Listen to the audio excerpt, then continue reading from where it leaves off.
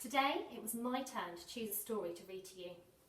Now, I had a bit of a hard decision. I was looking through the book corner and trying to decide. Eventually, I chose a story from a collection of Rudyard Kipling's Just So stories. They're really good fun, you might have heard some of them before, and they're really good to read or have them read to you. Now, before we begin, I would like you to look up the definitions of 5 words. This will help you have a better understanding when you hear the story. They might not be big enough on the post-its, so I'm going to write them a bit bigger for you. The first word we're going to have a look at is idle. If somebody was idle, what would they be? The second one is lolloping. It's a really fun word to say. Excuse my joining on that one, a little bit funny.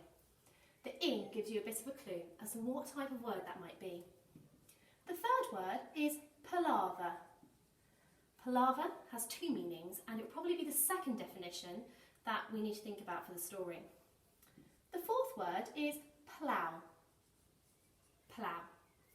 And the fifth one is tamarisks. I actually had to double check the meaning of this one for me too. Now I'd like to pause the video and go and see if you can find the definitions. You might use a dictionary book itself, or you might use an online dictionary. Over to you. Okay, so hopefully now you've done that. This will give you a better understanding. I'd like to find somewhere comfortable, sit back and relax. The story we're looking at today is How the Camel Got His Hump. How the Camel Got His Hump. Now this is the next tale, and it tells us how the camel got his big hump.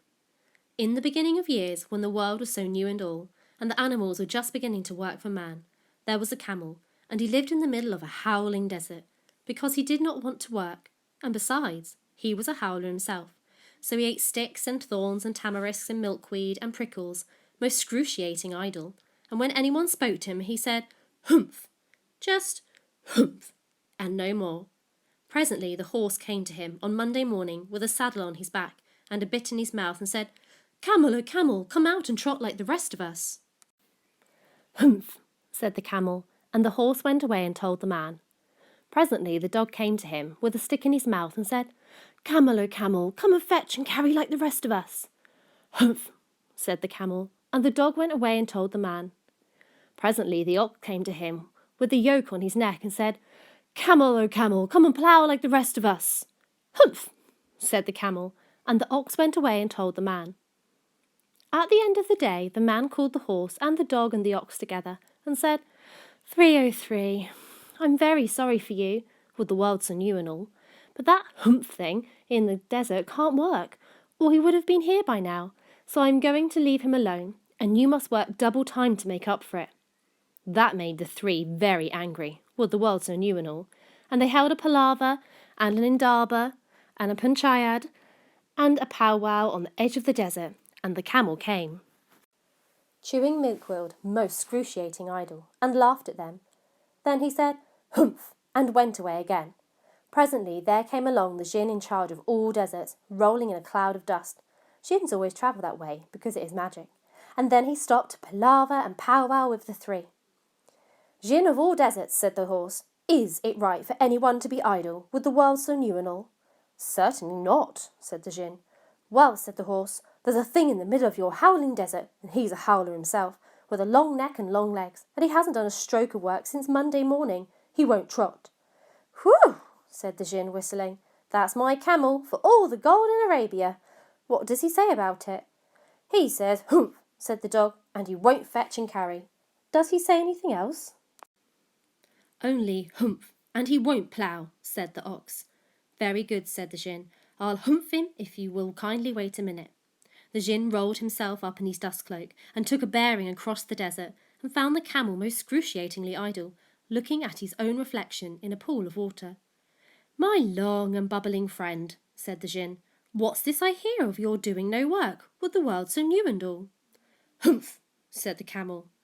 The djinn sat down with his chin in his hand and began to think a great magic, while the camel looked at his own reflection in the pool of water. "You've given the 3 extra work ever since Monday morning, all on account of your excruciating idleness," said the djinn, and he went on thinking magics, with his chin in his hand.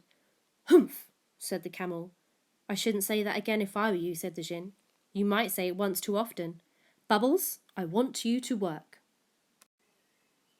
And the camel said, "Humph," again. But no sooner had he said it than he saw his back, that he was so proud of, puffing up and puffing up into a great big lolloping humph. "Did you see that?" said the djinn.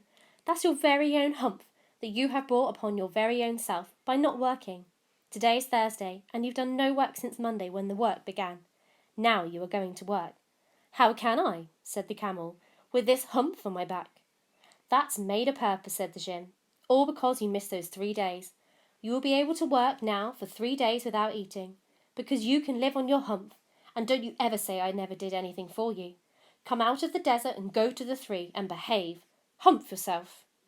And the camel humphed himself, humph and all, and went away to join the 3. And from that day to this the camel always wears a humph. We call it a hump now, not to hurt his feelings, but he has never caught up with the 3 days that he missed at the beginning of the world, and he has never yet learned how to behave.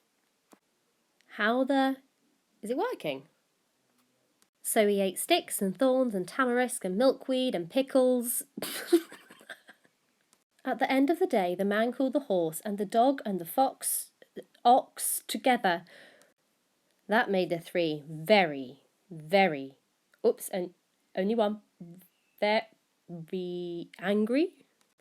Only humph, and he won't plough, puffing up into a great big lolloping hump. Great big lolloping humph. Humph, humph, humph, humph. Okay, and that is the story. I hope you enjoyed it. If you look online, there are plenty of just those stories to find, and they're really good fun. You might even feel inspired to write your own. I wonder what animal you might base yours on. Until next time, bye-bye.